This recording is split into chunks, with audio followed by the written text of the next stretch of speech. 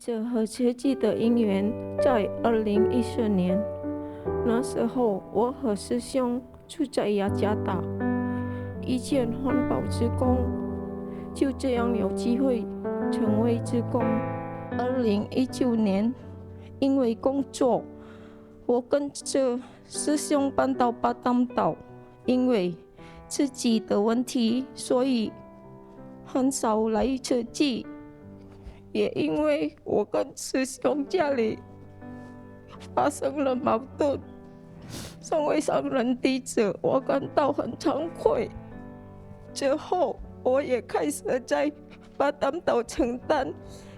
有时候，我碰到问题和一些师兄师姐，很想要放弃，但因为上人一句金丝语，不要因为别人的一句话而失去造福的机会，让我及时转念，继续和大家结好缘。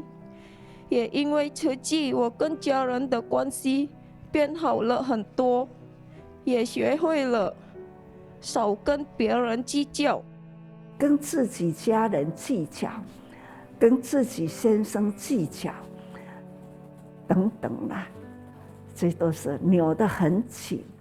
那现在放松了，原来自己改变了，家里的人呢也另眼看待了，你也已经度到了自己的家人，所以你欢喜跟大家分享，这叫做富有余，你已经很满足了。所以呢，就是心里的善念种子已经很充足，可以跟大家分享。所以在别人的心地里呢，让他听了他也欢喜，也在改变他自己，这就是让他耕耘自己的心。他也已经呢，把自己心灵的烦恼啦，也已经清除了，接受到了，从此他又在给别人，这就是彼此互相度化，就是好话多分享，好事呢要多做，改变自己，对的事要精进，改变再改变，改变到你身旁的人也跟你一起。听到了夫妻同修，这是最幸福的家庭。好，夫妻同修，那就会改变家里，那全家幸福，这呢可以啦，让地方这个邻居啦等等也看到了，也慢慢的推动到了社会。所以不要轻视自己呀。看师父也是一个人呐，我的时间呐，我的时间，从出发心的一个人，只要心花心，对，精进，总是从自己开始，做给大家看呐，很辛苦，的确很辛苦。我开始要做慈济，那个时候没有钱，如何做慈善？我就用5毛钱来呼吁大家，5毛钱，同时要有个案。看到了一位老妈妈，那个时候80多岁病了，但是在破烂的房屋里，我们开始去看她，请人呐，每天呢送饭给她吃，就一直呢帮助她，照顾她。那时间不长，这一位老太太就往生了，这是一个个案呐。所以说来呢，5毛钱起家，慈济是从5毛钱起家，从此开始，贫困的人除了给他3餐啦，稳定以外啦，还要照顾他的身体，有病就送医啦。他要送医呢，也感觉很麻烦，所以我们办一个义诊所。那从义诊所开始来拿药的啦，来义诊的，感觉是轻病才有办法来到义诊所。那重病呢怎么办呢？我们就去居家关怀，有病的就送医啦。但是要送医，病重的呢，还要把他送到了台北，有的是送到高雄，台东方面的送高雄，花莲方面就送台北，就是这样的。病重的人要外送，感觉这实在是来不及啦。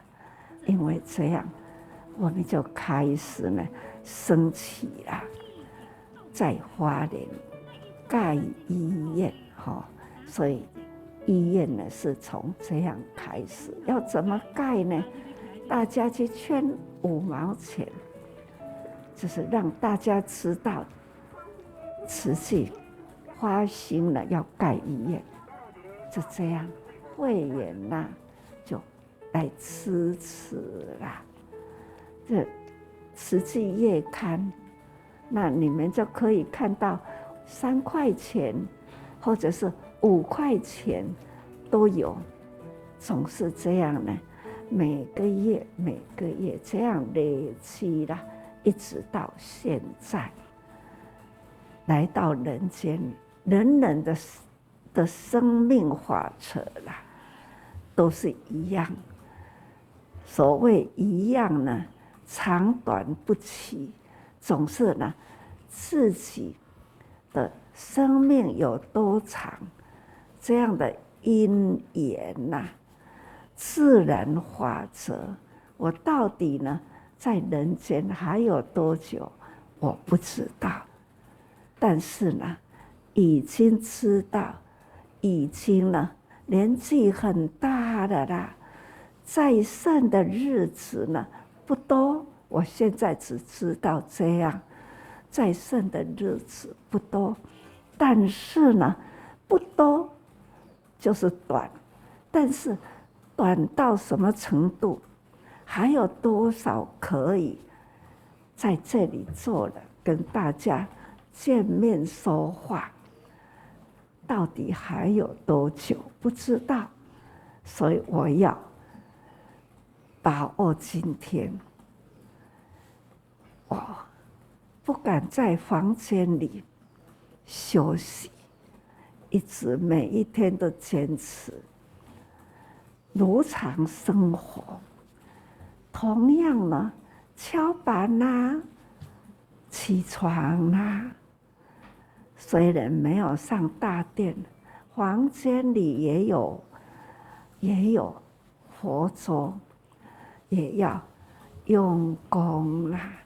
同样也要礼佛啊，看书啊，还是呢不敢停歇哦。这都是我的生命的日子，不知道还有多久。过去是这样的用功，现在同样也要这样的用功。过去的用功，才有今天呐，跟大家同坐在这里，听你们分享。上人慈悲赐我法号本宫，这个法号一直提醒着我，因为过去的我是一个得理不饶人的人，只要认为我是对的，我是不会让步的。然后自从得到这个法号，我深深感受到上人对我的期许，要时时恭敬每一个人，乃至一切众生。感恩上人给我如此珍贵的提醒，让我学会了善解与包容。法总是呢要宣弘法宣导开来，可以引导家里的人，还有周遭的人，都把他引导，让他们认识了善法在人间哦。慈济的团体啦，菩萨，那是真诚的表达。所以说，慈济是一个很开阔的道场，用人世间各种的形象，把你集中来，给你呢开了一条菩萨道。这一条菩萨道，大家共同来开，就会越开越大。